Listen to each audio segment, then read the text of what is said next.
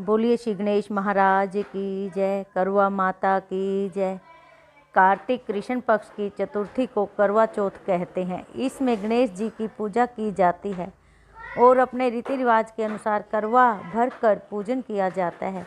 विवाहित लड़कियों के यहाँ चीनी के करवे पीहर भेजे जाते हैं और कहानी सुनकर चंद्रोदय में अर्घ देकर व्रत खोला जाता है।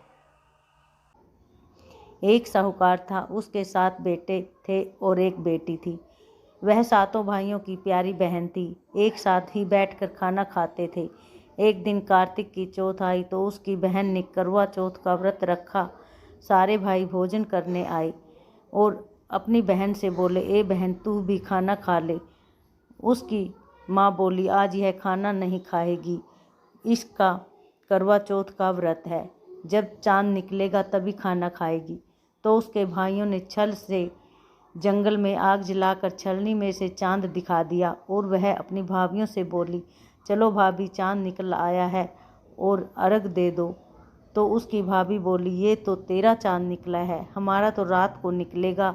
यह सुनकर भाइयों के कहने से उसने चांद को अर्घ दे दिया और खाने बैठ गई। पहला टुकड़ा तोड़ा, बाल निकला, दूसरा टुकड़ा तोड़ा, छींक मारी, तीसरा टुकड़ा तो राजा के घर से बुलावा आ गया कि राजा का लड़का बीमार है, जल्दी भेजो। माँ ने लड़की को पहनने के लिए 3 बार संदूक खोला। तीनों ही बार सफ़ेद कपड़े निकले।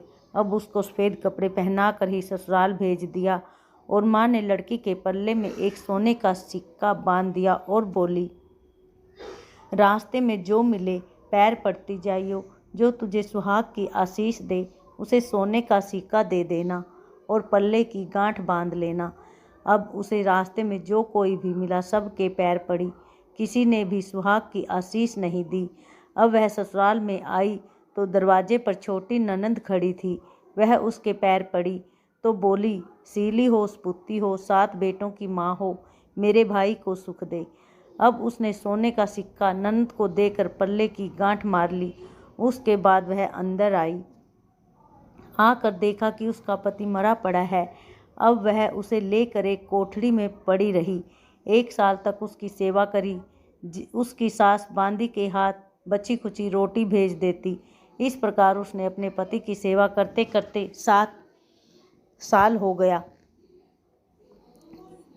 करवा चौथ का व्रत आया। सारी पड़ोसनों ने नहा धोकर करवा चौथ का व्रत रखा। सब ने सिर धोकर हाथों में मेहंदी रचाई, चूड़ियाँ पहनी। वह सब देखती रही। एक पड़ोसन बोली, तू भी करवा चौथ का व्रत कर ले। तब वह बोली, मैं कैसे करूं? तो वह बोली, चौथ माता की कृपा से सब ठीक हो जाएगा। उसके कहने से उसने भी व्रत रखा। थोड़ी देर के बाद में करवे बेचने वाली आई। करवे लोरी, करवे लो, भाइयों की प्यारी करवे लो। एक करवे वाली, मेरे को भी करवा दे जा।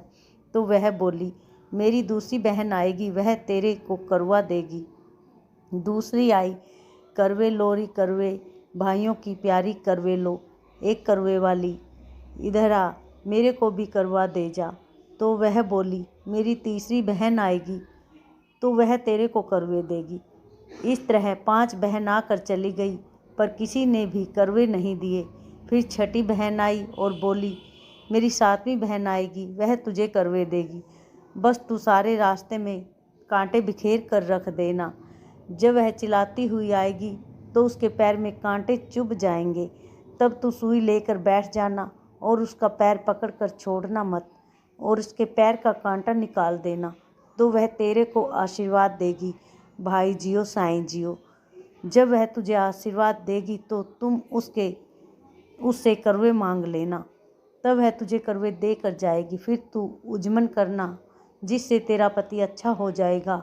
अब उसने वैसा ही किया। सारे रास्ते में कांटे बिछा दिए। जब वह करवे लेकर खूब चिल्लाती हुई आई, करवे लो करवे, तो उसके पैरों में कांटा चुभ गया। उसने उसका पैर पकड़कर छोड़ा नहीं, उसका कांटा निकाल दिया। तो उसने आशीर्वाद दिया।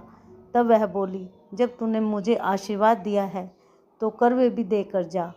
तो वह बोली, तूने तो मुझे ठग लिया। यह कहकर उसने करवे दे दिए। अब करवे लेकर उसने उजमन की तैयारी की, व्रत रखा। राजा का लड़का ठीक हो गया और बोला, मैं बहुत सोया। वह बोली, सोए नहीं, 12 महीने हो गए तेरी सेवा करते करते। फिर उसने चौथ माता का उज्जमन अच्छी तरह से किया।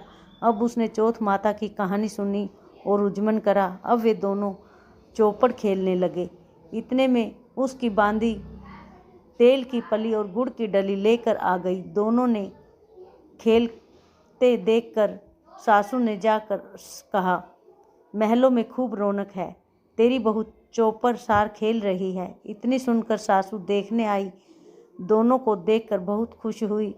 बहू ने सासू के पैर दबाए और सासू बोली, बहू सच सच बता तूने क्या किया।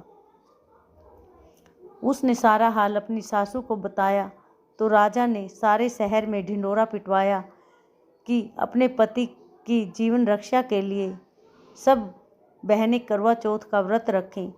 पहले करवे को अपने पीहर में जाकर उज्जमन करें। हे चौथ माता, जैसा राजा के लड़के को जीवन दान दिया वैसे सब किसी को देना। कहानी सुनते हुंकारा भरते सबके ऊपर कृपा करना। बोल करवा माता की जय। गणेश जी की कथा। एक बुढ़िया थी, उसका एक बेटा और बहू थी। वह बहुत गरीब थे। बुढ़िया माई हर रोज़ गणेश जी की पूजा करती थी। गणेश जी हर रोज़ बुढ़िया से कहते, बुढ़िया माई कुछ मांग ले। बुढ़िया कहती, मैं क्या मांगूं? तो गणेश जी बोले, अपने बेटे से पूछ ले। तो बेटा बोला, माँ धन मांग ले। बहू से पूछने लगी तो बहू बोली, सासू जी पोता मांग लेना। बुढ़िया ने सोचा कि दोनों अपने मतलब की मांग रहे हैं, सो पड़ोसन से जाकर पूछूं। वह पड़ोसन से जाकर बोली, गणेश जी मेरे को बोले कुछ मांग ले। तो पड़ोसन बोली, पगली क्यों तो धन मांगे, क्यों पोता मांगे, थोड़े दिन की जिंदगी है, अपनी सुंदर काया मांग ले। घर जाकर बुढ़िया सोचने लगी कि बेटा बहू भी राजी हों, उनकी भी माननी चाहिए। दूसरे दिन गणेश जी आए और बोले, बुढ़िया माई कुछ मांग। बुढ़िया ने कहा, मुझे सुंदर काया दे, सोने के कटोरे में पोते को दूध पीता देखूं, अमर सुहाग दे, निरोगी काया दे, भाई दे, भतीजे दे, सारा परिवार दे, सुख दे, मोक्ष दे। गणेश जी ने कहा, बुढ़िया माई तूने तो मुझे ठग लिया, सब कुछ मांग लिया। अब जैसा बोला है वैसा ही हो जाएगा। और गणेश जी अंतर्ध्यान हो गए।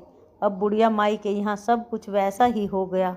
हे गणेश महाराज, जैसा बुढ़िया माई को दिया वैसा सब किसी को देना। कहते सुनते हुंकारा भरते को भी देना। बोल श्री गणेश महाराज की जय।